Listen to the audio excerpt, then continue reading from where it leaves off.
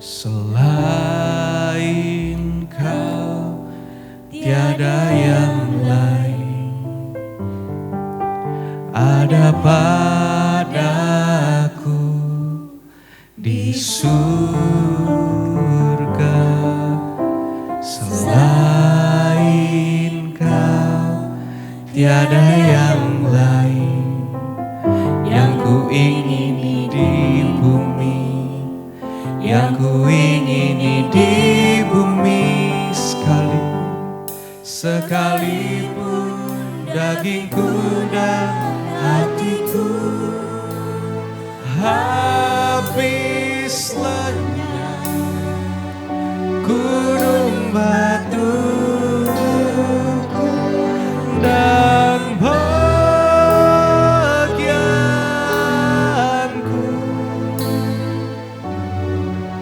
tetaplah selama-lamanya.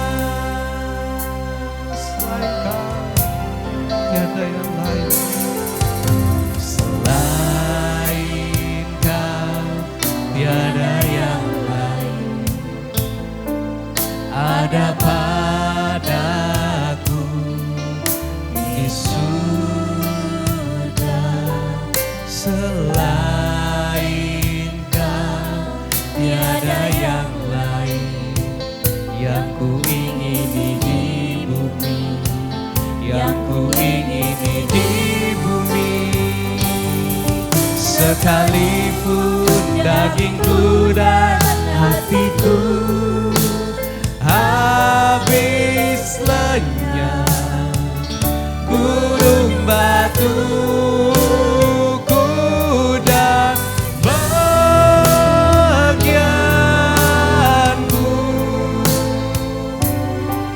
tetaplah selama-lamanya. Sekalipun dagingku dan hatiku habis lenyap, gunung batuku dan bagianku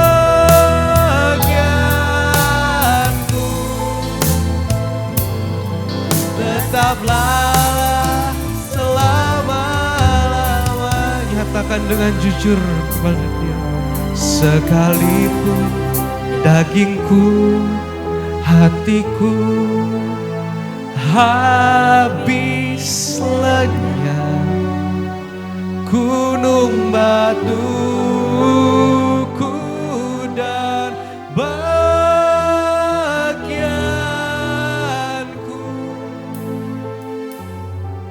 tetaplah selalu. Saya undang untuk gembalanya.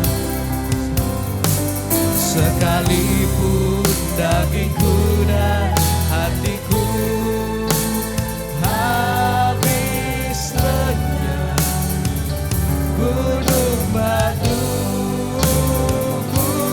dan bagianku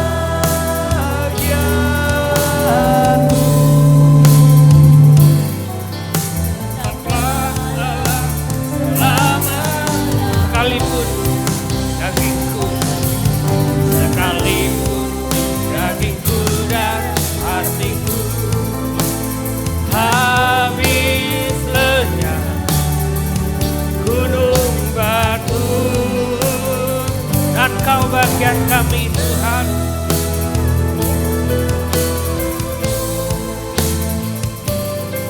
Tetaplah Allah selama-lamanya. Tetaplah Allah selama-lamanya. Tetaplah Allah selamanya. Tetaplah Allah selama-lamanya. Kami mengamini dan mengimani pujian ini Tuhan, bahwa Engkau tetap Allah bagi hidup kami selama-lamanya. Tidak ada yang lain yang menjadi Tuhan di dalam kehidupan kami. Hanya Engkaulah Yesus, Juru Selamat kami, Tuhan kami yang hidup. Terima kasih Tuhan. Tiba saatnya kami mendengarkan sabda-Mu Tuhan. Urapi setiap kami, berkati setiap kami, kuatkan setiap kami, dan tolong setiap kami. Agar kami Tuhan memahami firman-Mu, mengingatnya dan melakukannya, dan mengembalikan semuanya untuk kemuliaan nama Tuhan. Dalam nama Tuhan Yesus kami berdoa. Amin. Shalom. Puji Tuhan, kita bisa bersama-sama kembali beribadah. Baik, firman Tuhan pagi hari ini saya beri judul hidup berkelimpahan. Semua orang bisa hidup, tetapi tidak semua orang memiliki hidup yang indah. Bahkan ada orang yang mati dengan tidak menyenangkan. Apalagi tidak semua orang bisa hidup berkenan di hadapan Tuhan. Kehidupan apa yang kita impikan? Kehidupan seperti apa yang kita inginkan? Apakah kehidupan yang kita impikan itu sudah terjadi atau masih jauh dari kenyataannya? Lalu apakah kehidupan kita itu yang kita impikan apakah berkenan di hadapan Tuhan? Dalam Yohanes 10 ayat 10 dikatakan, pencuri datang hanya untuk mencuri dan membunuh dan membinasakan. Aku datang supaya mereka mempunyai hidup dan mempunyainya dalam segala kelimpahan. Di ayat ini jadi ayat tema kita. Hidup yang Tuhan inginkan bagi setiap kita itu adalah hidup yang baik. Setuju Bapak Ibu Saudara? Setuju ya, Tuhan tidak ingin kita hidup tidak menyenangkan. Bahkan ayat ini bilang Tuhan itu datang supaya kita punya hidup. Hidup yang berkelimpahan. Jadi Tuhan rela datang menanggalkan segala atribut kealahannya supaya kita punya hidup dan hidup berkelimpahan. Nah, mayoritas orang memahami ayat ini dengan pemahaman yang keliru, Bapak Ibu Saudara. Ayat ini dikenal dengan hidup berkelimpahannya. Padahal yang lebih penting daripada kelimpahannya itu adalah hidupnya itu sendiri. Karena apa artinya kelimpahan tetapi tidak punya kehidupan? Apa artinya bertebaran segala yang dimiliki tetapi hidupnya tidak lagi bisa menikmati yang dia punya. Bahkan tidak bisa menikmati Tuhan. Nah, kata kelimpahan ini di dalam teks aslinya itu perisos. Kata perisos itu tidak jelas maknanya, bisa dua maksud saya ya. Berkelimpahan itu in quality atau in quantity, dalam kualitas atau dalam kuantitas. Jadi kata perisos itu bisa dua makna. Selalu orang memahami Alkitab, memahami firman Tuhan, bahkan menerjemahkan firman Tuhan, yang namanya bahasa Yunani itu, satu kata itu tidak bisa dilepas sendiri Bapak Ibu Saudara.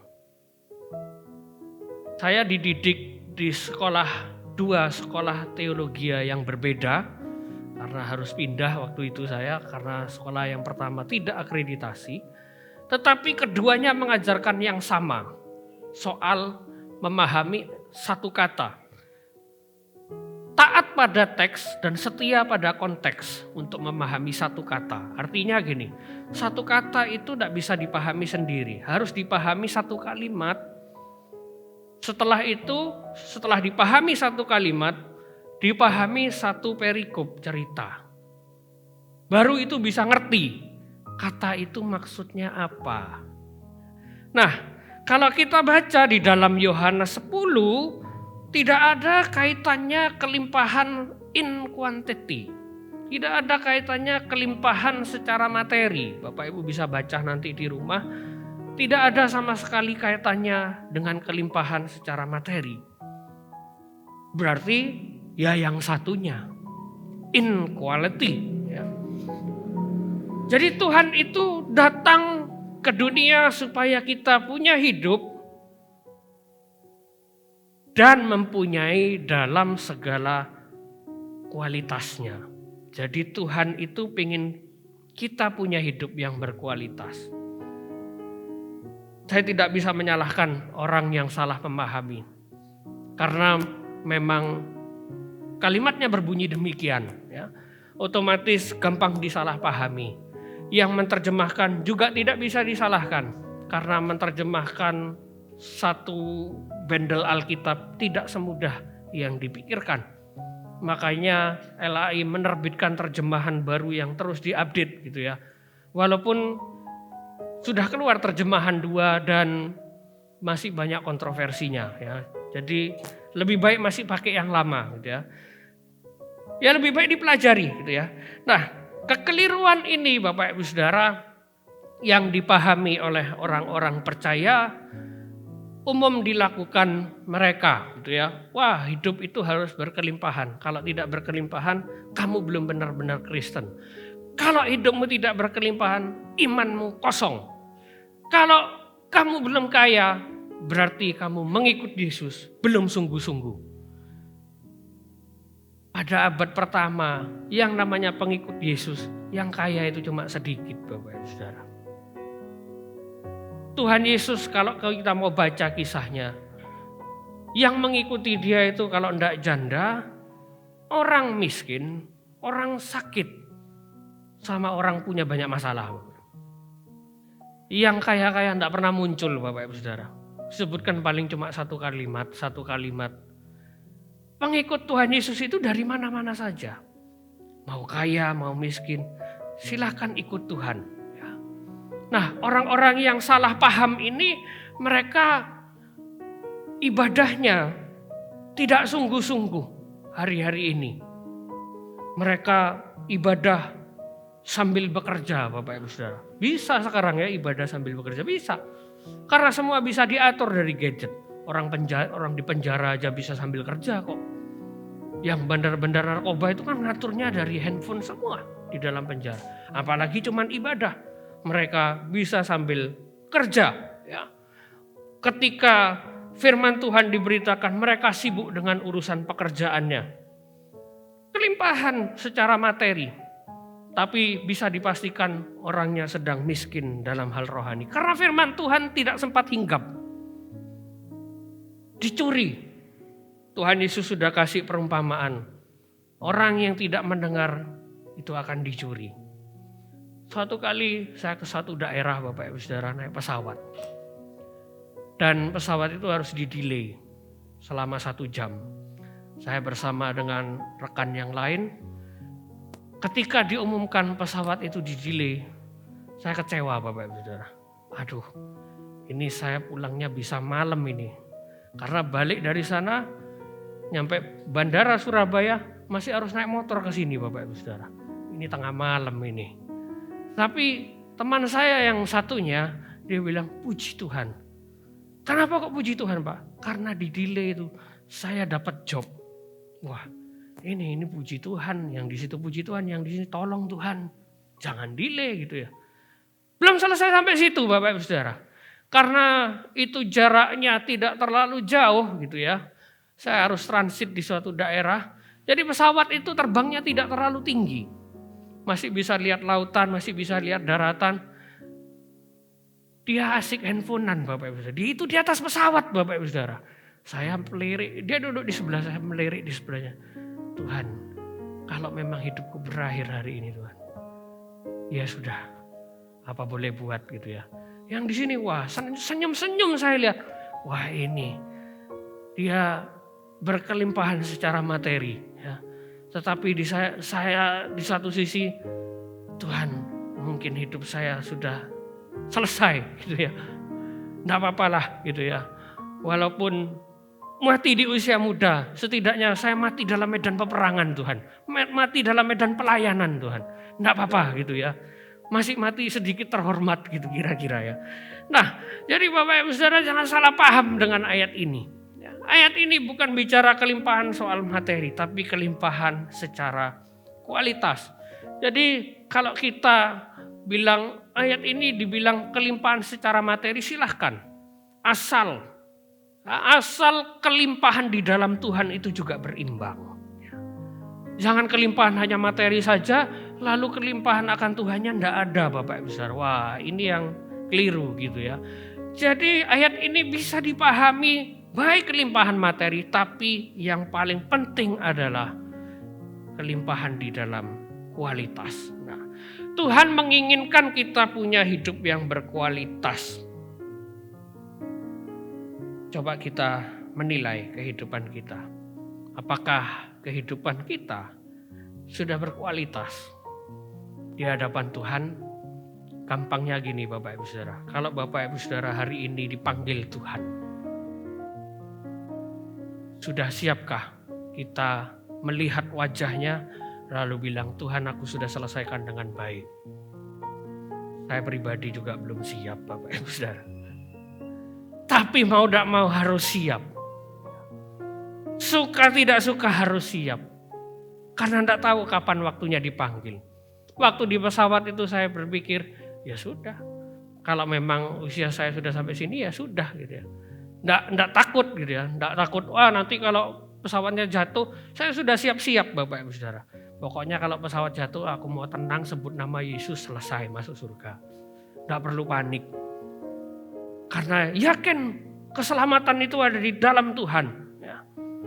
Nggak perlu takut. Ya. Nah, bagaimana kehidupan kita? Apakah sudah berkualitas? Ya. Nah, kualitas hidup itu ditentukan oleh yang namanya harapan dan usaha. Kehidupan berkualitas itu tidak didapatkan secara otomatis, Bapak Ibu Saudara. Atau karena warisan, banyak pewaris-pewaris yang gagal mempertahankan usaha orang tuanya. Tapi yang namanya kualitas itu ditentukan oleh dirinya sendiri. Kita ini sejak dalam kandungan sudah dikatakan pemenang. Karena ketika sel sperma dan sel telur itu bertemu, kita itu satu-satunya yang menang dari sekian juta banyak calon bayi.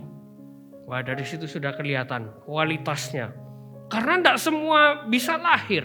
Tidak semua lahir dengan baik, dengan lengkap. Kita sudah punya modal itu. Nah, kualitas hidup seseorang ditentukan harapan dan usahanya. Semakin tinggi harapannya, semakin tinggi usahanya, kualitas hidupnya semakin tinggi. Usaha tanpa harapan hanya sia-sia. Mau kemana? Tidak tahu tujuannya kemana.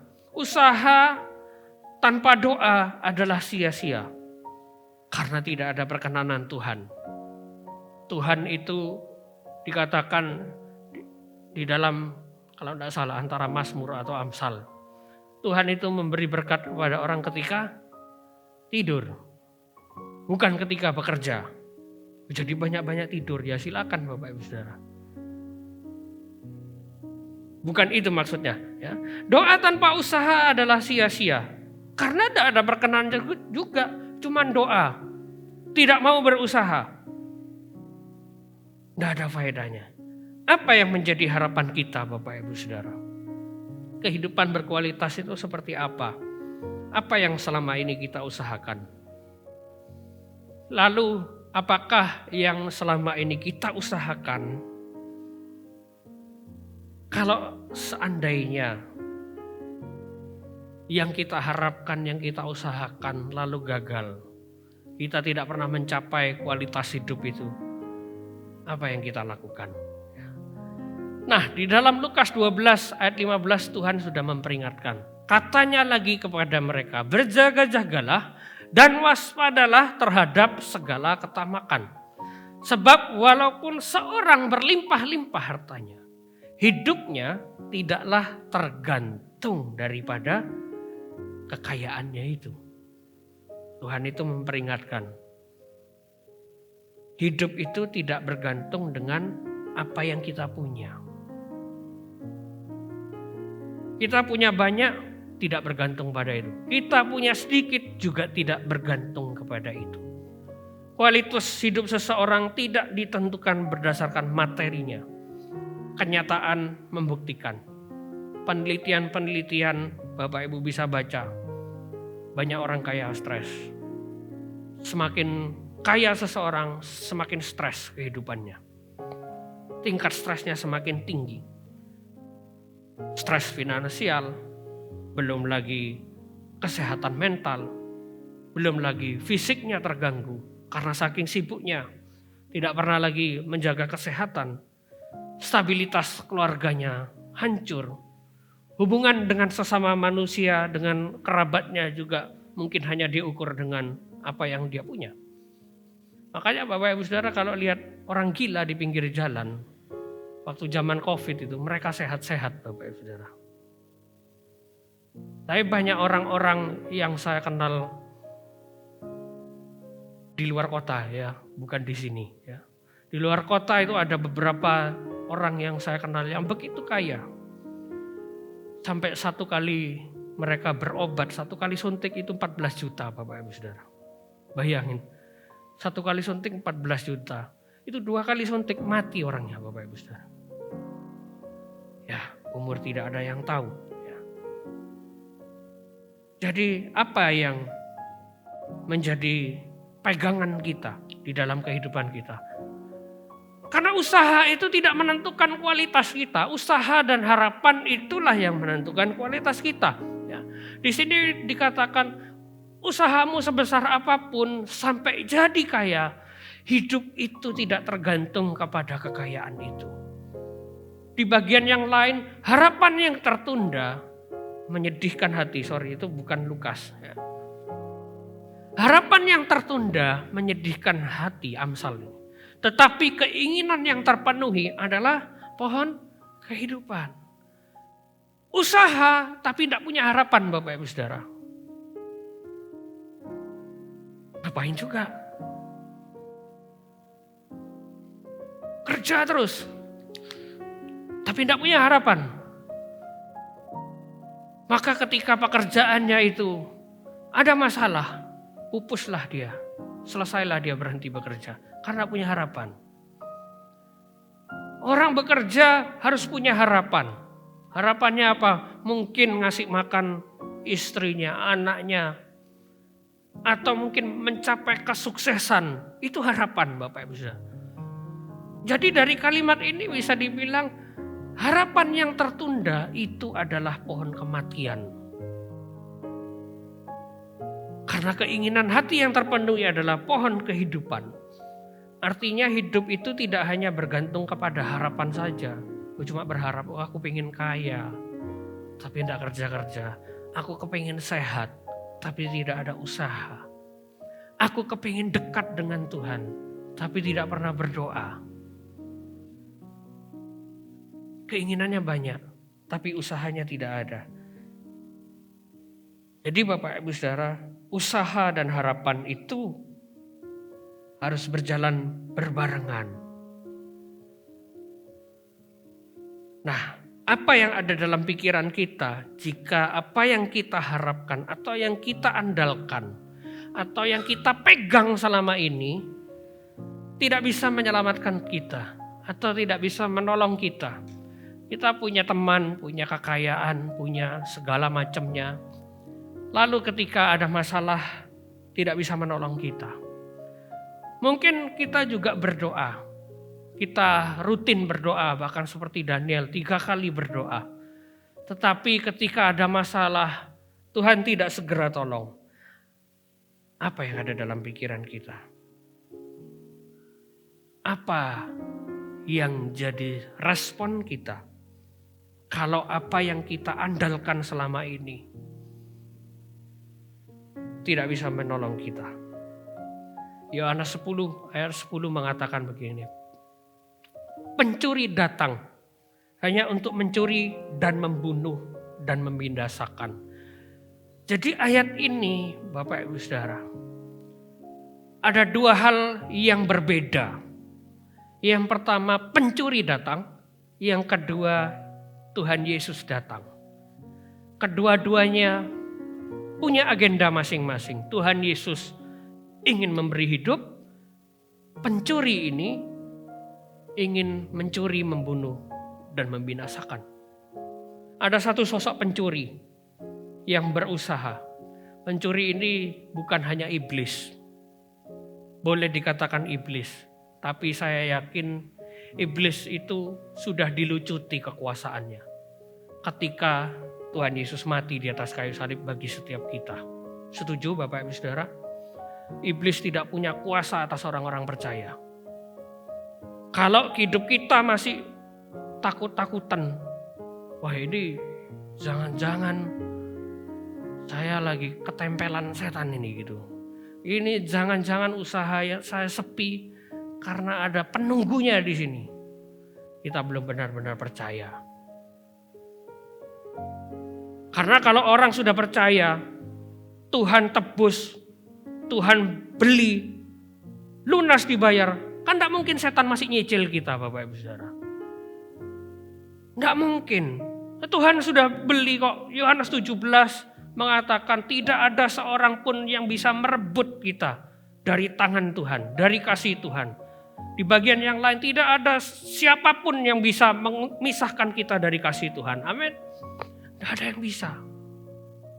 Jadi pencuri ini siapa? Bisa berwujud apapun. Entah orang lain, entah itu iblis, entah itu kita sendiri, sifat-sifat kita yang tidak diperbaharui di dalam Kristus. Kita bisa mencuri dari diri kita sendiri. Loh, kenapa tidak? Kita datang ke gereja yang sebagian mendengarkan firman Tuhan, yang sebagian lagi tidak. Entah sibuk dengan apa. Kehidupan berjalan, yang mendengarkan firman Tuhan kena masalah, yang tidak mendengarkan firman Tuhan juga kena masalah. Akan terlihat buahnya. Orang yang mendengarkan firman Tuhan dengan sungguh-sungguh pasti punya buah, pasti punya ketahanan, pasti hidupnya tidak khawatir. Karena dia berpegang sama sumber kehidupan itu kan. Yang tidak mendengarkan, enak dengan gampang aja dia bilang, pasti salahnya setan, pasti salahnya iblis. Iblis itu jangan dikambing hitamkan Bapak Ibu Saudara. Tidak usah disalah-salahkan, sudah salah dia. Kita mau salahin setan kayak gimana pun, dia sudah salah. Tidak usah disalahin, sudah pasti salah. Ya. Jadi Bapak Ibu Saudara, kita itu jangan gampang, memang kambing hitamkan itu paling gampang dan paling enak. Pernah saya di rumah, tiba-tiba tetangga saya itu bertengkar di rumahnya. Lalu keluar, sampai bertengkar di luar. Pertengkaran antara ibu dan anak, yang disalahin siapa? Yang disalahin Presiden Jokowi, bayangin Bapak Ibu Saudara. Urusan dapur, yang disalahin Presiden Jokowi. Saya di dalam untuk ketawa Bapak Ibu. Paling gampang nyalain orang, paling gampang cari kambing hitam. Padahal yang salah dirinya sendiri kan. Tidak pernah mendengarkan, tidak pernah berdoa, tidak pernah baca firman, paling enak nyalain orang. Ya. Pencuri itu tidak suka kita punya hidup damai. Pencuri itu tidak suka kita punya jam doa. Pencuri itu tidak suka kita punya hidup yang berkualitas. Makanya dia berusaha mengambil. Makanya dia berusaha mencuri. Pencuri tidak suka kita sehat. Karena ketika kita sehat, kita bisa datang ibadah Bapak Ibu Saudara. Lalu gimana caranya pencuri itu mencuri? Oh ini ada orang sehat, tak kasih sakit. Enggak Bapak Ibu Saudara. Tidak dikasih sakit. Tapi dia apa? Digodain. Dalam Yakobus itu dikatakan, Kalau kamu jatuh di dalam suatu pencobaan, jangan sekali-sekali mengatakan Allah yang mencobai. Iblis pun tidak. Loh kenapa? Karena dilanjutkan di kalimat berikutnya. Manusia itu dicobai oleh keinginannya sendiri. Dan dia terpikat. Ketika keinginannya itu dibuahi, itulah menghasilkan dosa yang menghasilkan maut. Jadi jangan gampang nyalain orang. Gulanya tinggi yang disalahin setan, Bapak Ibu Saudara. Kolesterolnya tinggi yang disalahin Jokowi, Bapak Ibu Saudara. Hidupnya tidak sehat yang disalahkan istrinya, Bapak Ibu Saudara. Karena masaknya sembarangan gitu ya. Jadi jangan gampang nyalain orang. Iblis itu hanya menggoda. Kasih tawaran ini loh. Kalau kamu sehat, kan sehat tuh. Mumpung masih bisa. Makanlah yang ini. Seperti gulai, kambing. Mau makan atau enggak kan ada di tangan kita. Loh, masa di tangannya setan? Kan enggak di tangan kita. Pencuri juga enggak suka kita hidup berhikmat. Enggak suka orang percaya itu punya hikmat. Tapi pencuri itu tidak bikin kita bodoh. Dia bikin kita sibuk tidak pernah baca Alkitab. Sehingga kita tidak berhikmat. Itu cara-caranya pencuri, Bapak Ibu Saudara. Pencuri yang di sini. Pencuri tidak suka kita bahagia. Dia tidak bikin kita sedih. Tapi dia bikin kita kesepian. Pencuri tidak suka kita punya rumah yang tentram dan harmonis. Dia tidak ambil rumah kita kan. Yang namanya iblis. Orang yang tidak suka dengan kita. Tidak senang kita punya rumah tangga harmonis. Apakah rumah kita diambil? Tidak. Apa yang diambil? Tidak ada yang diambil. Tapi ketika ada pertengkaran di situ, ditanamkanlah bibit-bibit kebencian di situ. Ditanamkanlah intimidasi dalam pikiran, lihat dosanya dia. Padahal Tuhan sudah menebus. Tuhan itu pada mulanya sudah menciptakan kehidupan kita sangat baik. Dalam Kejadian 1 ayat 31, maka Allah melihat segala yang dijadikannya sungguh amat baik kualitasnya. Menikmati taman yang begitu indah, yang berkualitas. Adam dan Hawa menikmati hidup yang sangat berkualitas. Mulai dari tempat tinggalnya, tidur di taman, itu kan enak Bapak Ibu Saudara ya. Tidur di taman yang indah, coba dibayangkan ya. Lalu bangun sudah ada durian jatuh di sampingnya. Yang sangat nikmat, tinggal makan, tidak usah bayar. Kepingin apel tinggal ambil. Kepingin pencit tinggal ngambil. Tinggal rujaan Bapak Ibu Saudara. Menikmati hidup yang begitu menyenangkan. Udaranya sejuk. Hubungan sesama manusia Adam dan Hawa begitu baik. Kelihatan dari mana? Kualitas seksnya. Adam dan Hawa sudah ada seks sejak zaman itu. Tuhan katakan beranak cuculah dan bertambah banyaklah, itu bukan zamannya Nuh. Bukan setelah Adam dan Hawa jatuh dalam dosa, bukan. Waktu ketika mereka keduanya ada, Tuhan katakan beranak cuculah dan bertambah banyaklah. Diulang lagi zaman Nuh. Kuasailah bumi, taklukkanlah semuanya. Hubungan dengan Tuhan, wah begitu baik. Ketika Tuhan datang gitu ya kira-kira ke Taman Eden, Adam akan langsung menyambut, halo Tuhan. Ya. Hawa sudah menyiapkan buah-buahan. Mungkin begitu Bapak Ibu Saudara. Ini tidak ada di Alkitab. Kita sedang berangan-angan punya hidup yang berkualitas di Taman Eden itu seperti itu. Siapa yang tidak mau? Tidak ada masalah. Tidak ada Adam dan Hawa itu takut dengan kecoa pada itu, tidak ada. Takut dengan tikus, tidak ada. Hubungan dengan sesama manusia tidak ada juga yang begitu bermasalah. Wah, itu hidup yang berkualitas. Tiba-tiba ada ular datang jualan HP. Nah, rusaklah hidup orang percaya hari ini, bukan waktu itu. Karena itu merusak. Ya. Nah, manusia dan dunia hari-hari ini sedang menunjukkan bahwa ingin kembali ke kehidupan Adam. Waktu di Eden. Pengen umur panjang. Wah, ilmu pengetahuan. Berusaha manusia itu tidak bisa mati. Ada di Cina, orang mati disimpan. Pakai teknologi yang sedemikian rupa, sewaktu-waktu kalau mereka sudah menemukan teknologi untuk menghidupkan yang mati, orang yang masuk di situ bisa dihidupkan kembali. Bayarnya mahal, Bapak Ibu Saudara. Transplantasi kepala sudah muncul beberapa tahun lalu. Orang pengen umur panjang, pengen makan enak, pengen punya hubungan yang baik, pengen punya hubungan dengan Tuhan yang baik, pengen semuanya. Manusia dan dunia sedang menuju ke sana. Tapi pakai cara-cara yang berdosa. Contoh, anak-anak sekolah zaman sekarang malas belajar, tapi rajin berdoa. Sebelum ujian mereka berdoa paling kencang.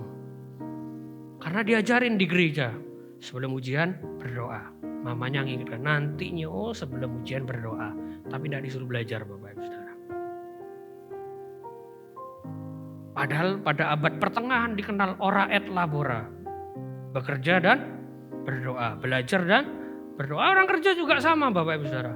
Ketika kerjaannya lancar tidak pernah berdoa. Kepepet baru, Tuhan gimana ini, Tuhan panik. Tolong Tuhan. Berdoanya paling kencang, Bapak Ibu Saudara.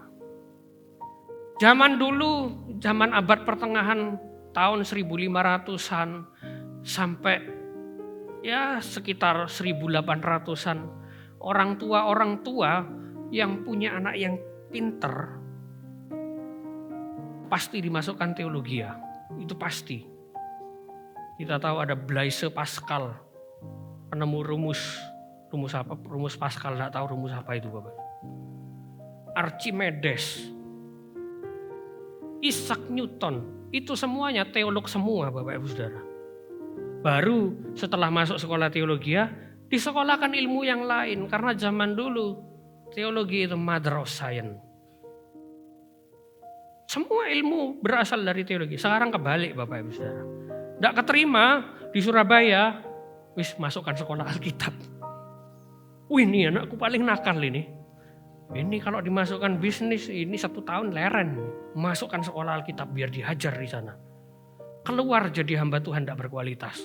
Karena yang dimasukkan yang tidak berkualitas, Bapak Ibu Saudara. Kehilangan Tuhan.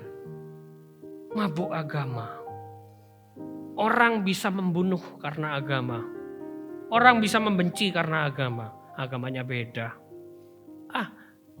Protestan, aku Pentakosta. Orang bisa membenci. Mereka sedang mencari pembenaran-pembenaran, Bapak Ibu Saudara. Pakai ayat-ayat firman Tuhan. Ini hidup berkualitas.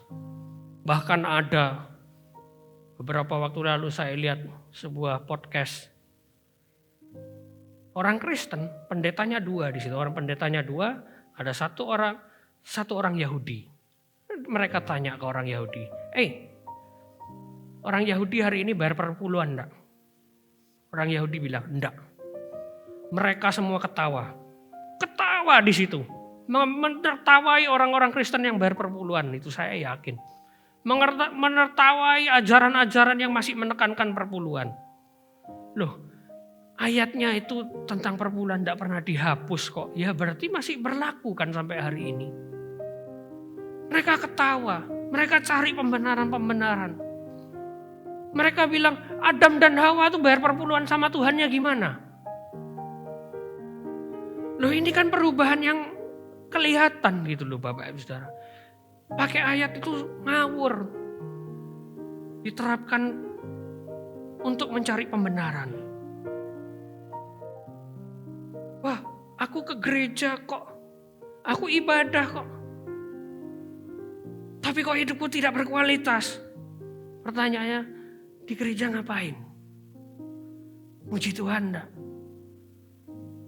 Ketika kita semua bernyanyi, apa yang kita lakukan? Benarkah bertemu muka dengan Tuhan? Saya kok tidak yakin. Orang punya hidup berkualitas, bertemu muka dengan Tuhan, tidak mungkin. Kalau bertemu muka dengan muka, pasti hidupnya berkualitas. Kalau kita balik ke zaman PL, perjanjian lama Bapak Ibu Saudara. Maaf, saya harus terangkan bolak-balik soal handphone ini karena begitu merusak gitu ya. Merusak orang mendengarkan. Kalau kita mau balik zaman PL, jangankan imam besar itu gini, dibawa di kantongnya aja sudah langsung meninggal itu Bapak Ibu Saudara. Loh, karena ini merusak. Bukan tidak boleh silakan di luar gitu ya. Silakan, tidak apa-apa. Kita jangan ikut orang gereja-gereja lain. Oh, di gereja sana boleh, ya silakan. Tetapi itu yang salah. Tidak ada zaman rasul-rasul orang itu sibuk sendiri. Tuhan katakan ketika Maria dan Marta, siapa yang sibuk? Marta sibuk. Tuhan bilang apa? Dia sudah kehilangan bagian terbaiknya. Nah, hidup kelimpahan itu hancur sejak kejatuhan dalam dosa. Hubungan manusia jadi rusak antar sesama manusia. Hubungan dengan Tuhan juga rusak. Hubungan sesama manusia rusak. Gimana rusaknya Adam dan Hawa? Sejak semula mereka telanjang. Kenapa baru malu ketika sudah makan buah? Kan aneh. Rusak karena dosa. Sejak semula Tuhan datang ke Taman Eden, manusia tidak pernah takut. Pada pertama kalinya Adam takut, bersembunyi, malu. Sejak semula fine, berkualitas. Tapi ketika jatuh di dalam dosa, nah semuanya hancur. Nah, ini ayat yang saya sebutkan tadi. Tapi tiap-tiap orang dicobai oleh keinginannya sendiri. Karena ia diseret dan dipikat olehnya. Tidak ada kata iblis satupun di sini. Jadi jangan kambing hitamkan. Waktu itu gampang Bapak Ibu Saudara. Adam ketika ditanya Tuhan, kata siapa kamu itu telanjang? Kata siapa? Ini istriku. Wah, gitu Bapak Ibu Saudara. Hawa ditanya Tuhan, kamu siapa yang godain kamu? Karena tidak ada lagi manusia di situ, mau nyalain Adam, mau jadi salah-salah. Ular disalahin Bapak Ibu Saudara. Paling gampang mengkambing hitamkan. Paling gampang. Bagian iblis itu bukan membuat kita jatuh di dalam dosa. Bagian iblis hari ini, hari-hari ini itu bikin kita tidak merasa malu ketika kita jatuh dalam dosa. Itu yang iblis buat. Kalau Bapak Ibu lihat di sosial media kan, orang ngumbar dosa sekarang tidak ada yang malu. LGBT tidak ada yang malu. Mereka terang-terangan, ada satu channel di TikTok diskusi tentang LGBT. Banyak Bapak Ibu Saudara. Diskusi tentang LGBT, mereka bilang LGBT itu boleh. Saya cuma dengarkan 1 menit terus tinggal. Ngapain dengerin orang gila gitu kan. Hari-hari ini mereka tidak malu. Mereka bilang, oh Tuhan Yesus itu homoseks. Bayangin Bapak Ibu Saudara. Dibilang Tuhan Yesus itu homoseks. Pakai ayat Alkitab. Mana ayatnya? Ini ayatnya. Yohanes 13 ayat. Seorang di antara murid, yaitu murid yang dikasih Yohanes, bersandar di dekat kepadanya. Di tempelan dada. Ini dibilang Yesus itu homoseks, Yesus itu gay. Mereka pakai ayat ini. Ini hanya salah satu dari sekian ribu pemerkosaan ayat Alkitab untuk membenarkan dosa mereka. Banyak yang lain-lainnya dipakai. Makanya Tuhan itu bilang dia menghalau manusia itu. Supaya tidak lagi makan buah dari pohon kehidupan. Kenapa Bapak Ibu Saudara? Kalau mereka berdosa terus mereka makan buah dari pohon kehidupan, itu apa yang terjadi? mereka akan hidup dalam dosa selama-lamanya. Tuhan tidak mau itu. Tuhan tidak mau kita hidup di dalam dosa selama-lamanya. Kalau saya jadi Tuhan waktu ini, Bapak Ibu Saudara, yang namanya kerub itu tidak akan saya taruh di pintu taman itu. Musnahkan itu Adam dan Hawa. Saya gitu, untung saya bukan Tuhan, Bapak Ibu Saudara. Tuhan masih baik, tidak baper.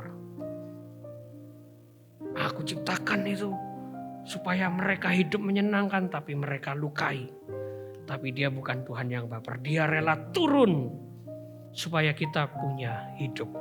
Nah, apa kata hidup ya?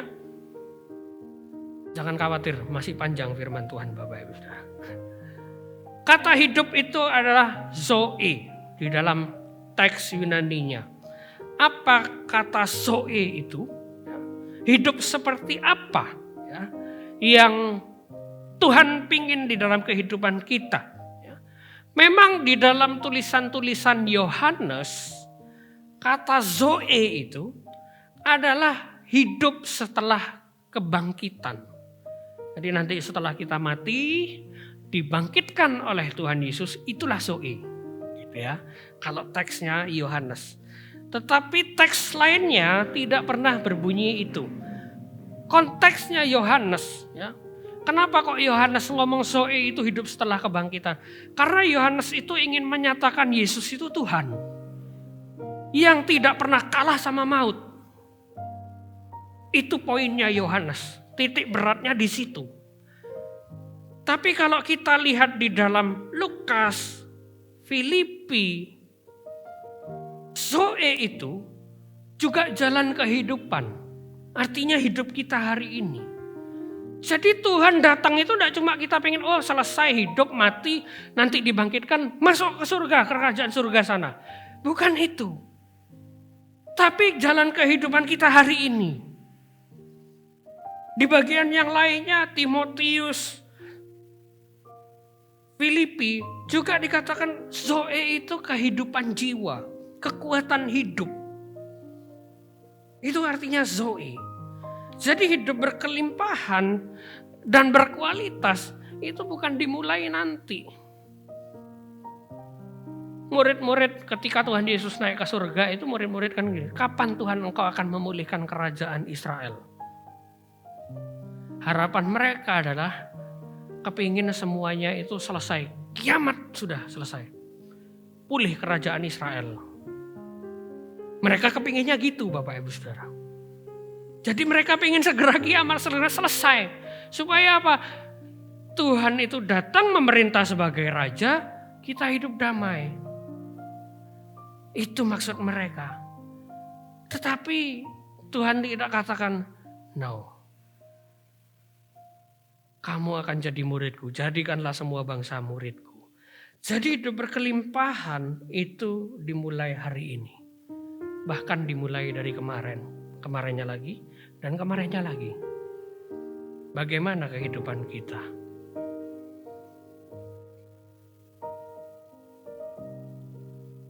Kemana perjalanan kehidupan kita? Saya rindu menanyakan lagi. Where life go? Kemana kehidupan Bapak Ibu Saudara? Apa yang kita kejar?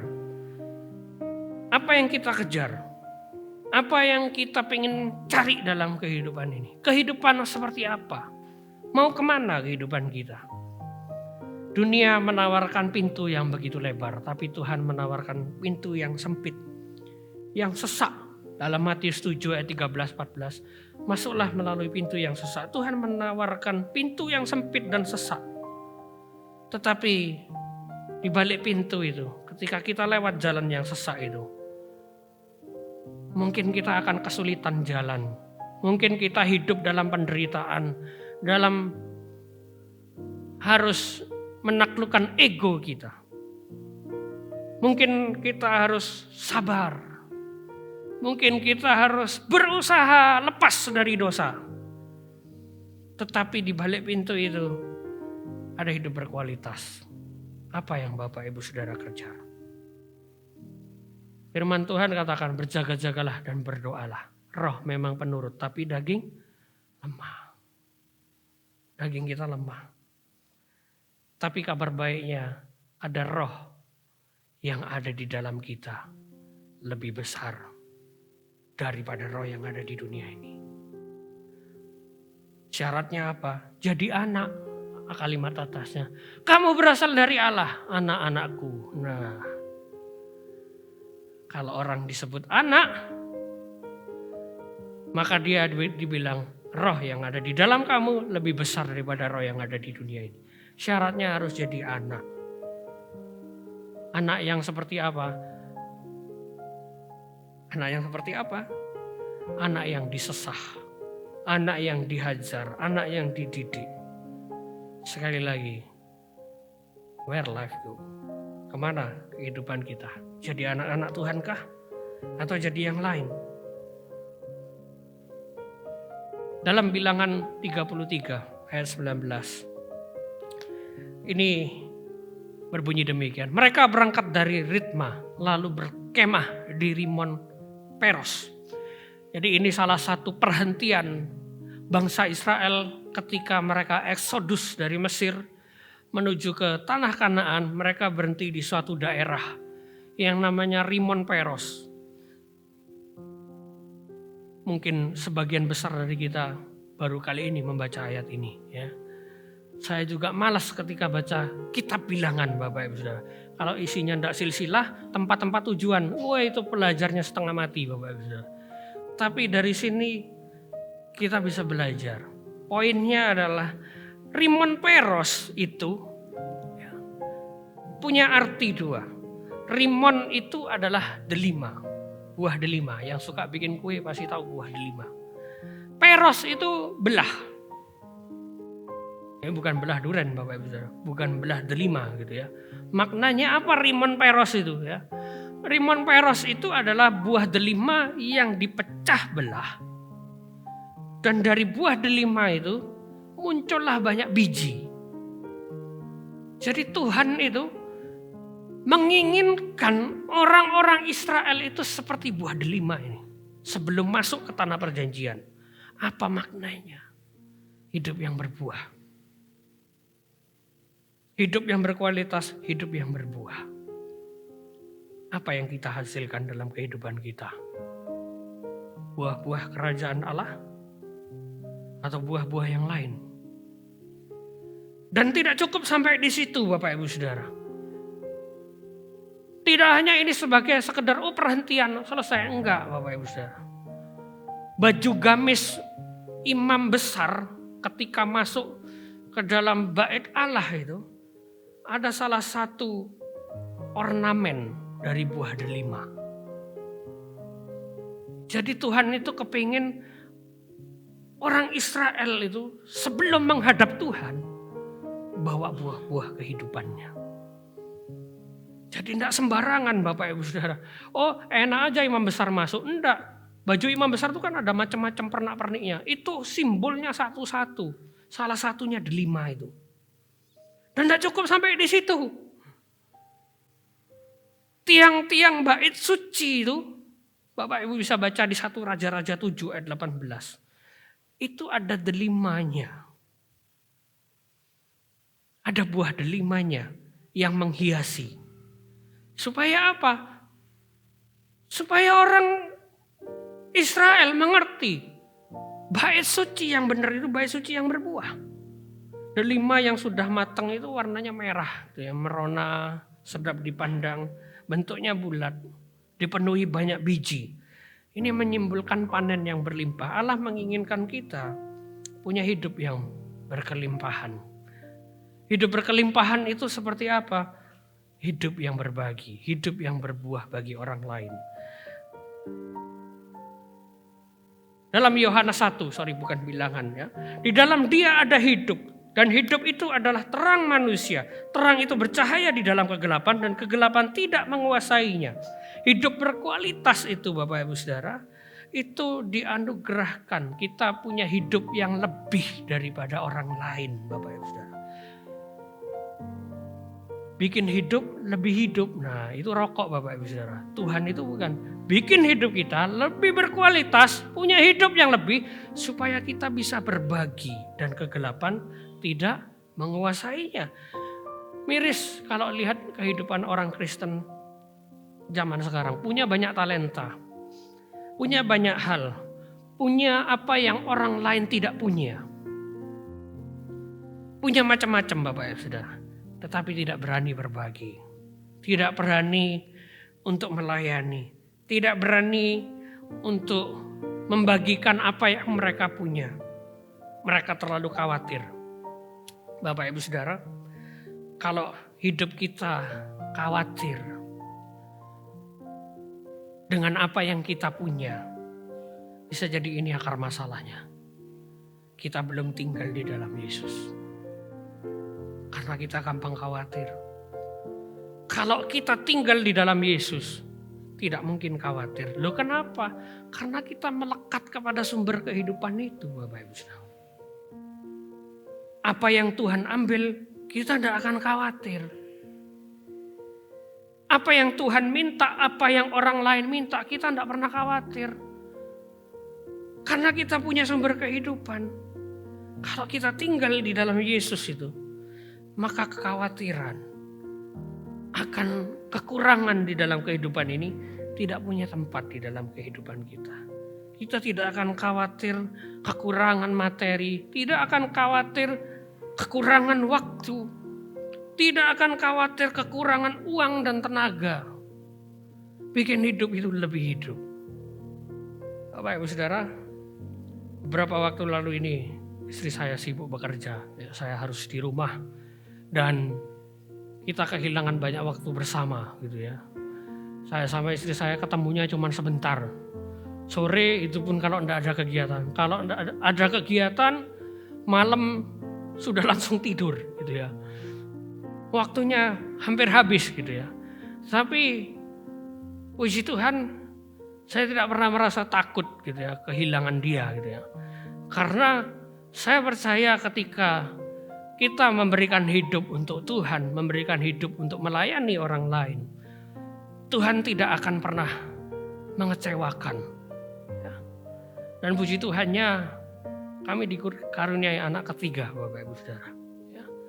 Jadi makna bikin hidup lebih hidup itu Tuhan benar-benar bermakna bagi saya gitu ya. Datang memberikan hidup, dikasih kehidupan yang baru ya. Dengan begitu kita bisa punya waktu lebih banyak ya. Sekarang ke dokter, sibuk ngurusin kandungan gitu ya. Punya waktu lebih banyak bersama ya. Tuhan begitu baik bagi kita semua ya. Kalimat terakhir saya undang pemain musik datang ke depan ya.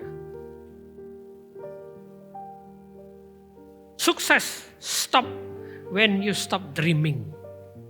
Kesuksesan itu akan berhenti ketika kita tidak punya harapan, ketika kita berhenti bermimpi. Hidupku sampai di sini saja. Ya. Hope ends when you stop living and praying. Harapan kita berakhir ketika kita berhenti percaya Tuhan, ketika kita berhenti berdoa, harapan itu akan sirna. Tapi life ends when you stop sharing. Hanya orang mati yang berhenti berbagi. Kita orang hidup, milikilah buah. Dan persembahkanlah untuk Tuhan. Kita nyanyikan, kita bangkit berdiri. Kita serahkan kehidupan kita ini kepada Tuhan. Segala cita-cita, segala masa depan, kita mau serahkan kepada Tuhan. Kami minta Tuhan menjadikan kita terang, di mana kegelapan tidak bisa menguasai kita. Dan kita mau pakai kehidupan kita untuk membawa kemuliaan bagi Tuhan. Inilah hidupku, serahkan Tuhan kehidupan kamu. Serahkan padamu segalanya yang terbaik Tuhan. Cita-citaku hanya untuk Kau Tuhan. Masa depanku jadi milikmu. Bukan milik kami lagi. Hidup kami adalah hidup. Jadikan kami terang di tengah kegelapan.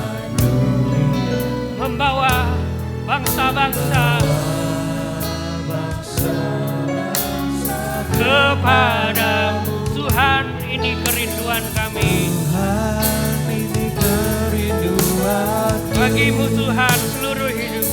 Bagimu Tuhan seluruh hidupku.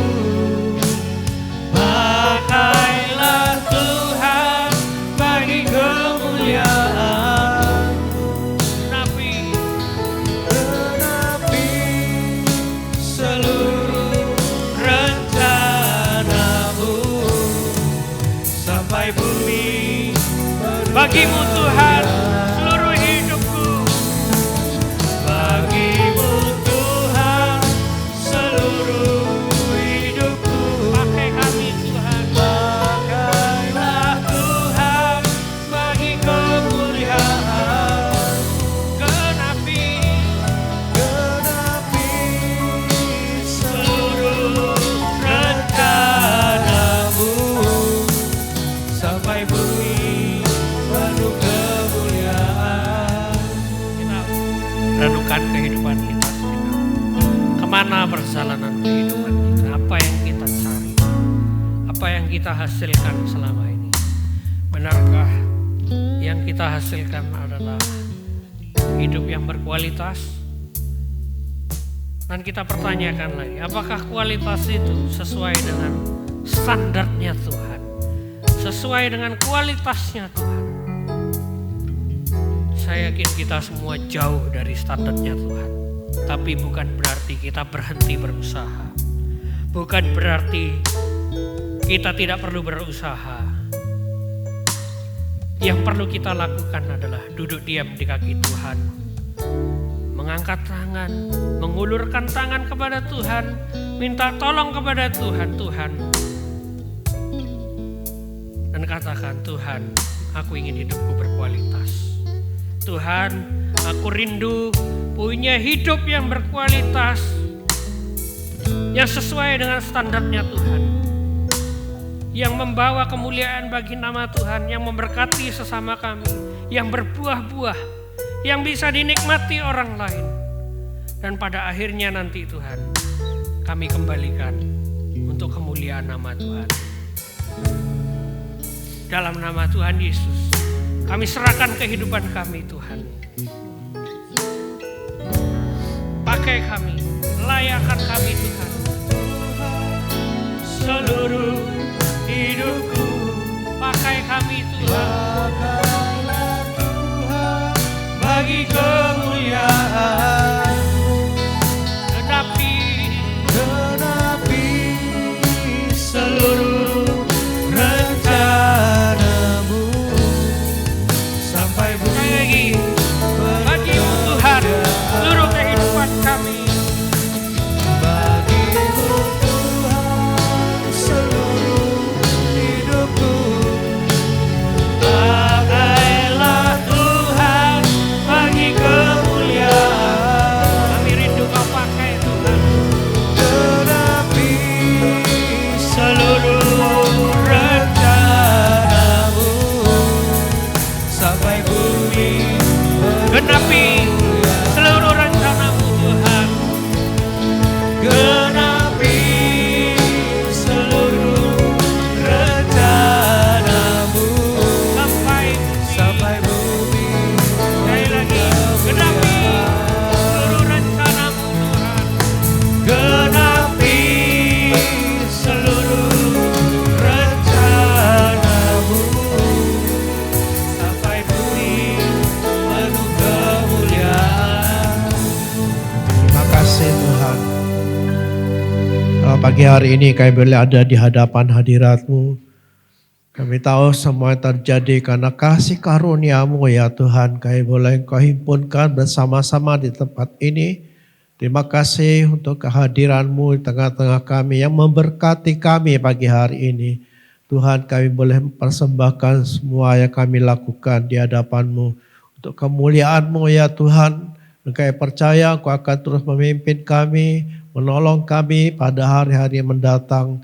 Kami boleh menyerahkan seluruh keberadaan kami, menyerahkan seluruh keluarga kami, anak-anak kami semua. Berkatilah mereka ya Tuhan, Kau berkati usaha mata pencarian kami. Berkatilah kami Tuhan dalam menghadapi tantangan kehidupan ini dengan kekuatan baru ya Tuhan. Kami menyerahkan ya Tuhan hari-hari yang akan datang ini. Berikanlah kami kesehatan, biarkanlah kami dalam kasih-Mu. Tuhan, kami ingat saudara-saudara kami yang sakit juga. Tuhan, jamah mereka, berikan kesembuhan kepada mereka ya Bapa. Terpujilah Engkau ya Tuhan, Engkau yang memelihara kami dari hari ke hari. Dan kami percaya kuasa-Mu tidak pernah berakhir menolong kami. Inilah kami ya Tuhan, dan kami boleh persembahkan seluruh hidup kami dalam tangan Tuhan. Engkau memberkati kami pada pagi hari ini. Kami boleh persembahkan semua di dalam nama Yesus Tuhan dan Juru Selamat kami. Bapa kami yang di surga, dikuduskanlah nama-Mu. Datanglah kerajaan-Mu, jadilah kehendak-Mu di bumi seperti di surga. Berikanlah kami pada hari ini makan kami yang secukupnya, dan ampunilah kami akan kesalahan kami, seperti kami juga mengampuni orang yang bersalah kepada kami. Dan jangan bawa kami ke dalam pencobaan, tapi lepaskanlah kami daripada yang jahat. Karena Engkau-lah yang punya kerajaan, kuasa, dan kemuliaan sampai selama-lamanya. Amin. Mari kita memberkati Indonesia dalam nama Tuhan Yesus Kristus. Diberkatilah Indonesia. Amin. Diberkatilah dengan keselamatan. Amin. Diberkatilah dengan damai sejahtera. Amin. Diberkatilah dengan keamanan. Amin. Diberkatilah dengan kemakmuran. Amin. Diberkatilah dengan kesehatan. Amin. Diberkatilah presiden dan pemimpin di daerah-daerah. Amin. Diberkatilah Kabupaten Probolinggo. Diberkatilah orang-orang percaya di Kabupaten Probolinggo. Amin. Sekarang jemaat Tuhan yang dikasihi Tuhan, terimalah berkat dari Allah Bapa itu. Akan melimpah dalam kehidupanmu kekuatannya, dan biarlah damai sejahtera dari Yesus Kristus menyertai saudara. Roh Kudus menuntun, memimpin saudara, mengurapi saudara sekalian, menjadi berkat bagi banyak orang. Dalam nama Tuhan Yesus Kristus. Amin. Warta Jemaat. Mari Bapak Ibu Saudara bergabung dalam komunitas sel untuk bersekutu dan dibangun di dalam iman. Untuk penempatan komsel dapat menghubungi Bapak Gembala. Ibadah wanita hari Rabu pukul 5 sore di gereja. Ibadah doa dan komunitas doa pelayan Tuhan hari Jumat pukul 6 sore, online dan onsite. Ibadah pemuda remaja hari Sabtu pukul 4 sore. Ibadah raya pertama pukul setengah 7 pagi. Ibadah sekolah minggu pukul setengah 9 pagi. Ibadah raya kedua pukul 4 sore. Selamat ulang tahun kepada jemaat yang berulang tahun dalam minggu ini. Kiranya Tuhan memberi kesehatan, kedewasaan rohani, berkat dan damai sejahtera. Puji Tuhan, speaker yang baru telah dipasang. Terima kasih kepada Bapak Ibu Saudara yang telah berpartisipasi mendukung dalam dukungan doa dan dana. Tuhan Yesus memberkati.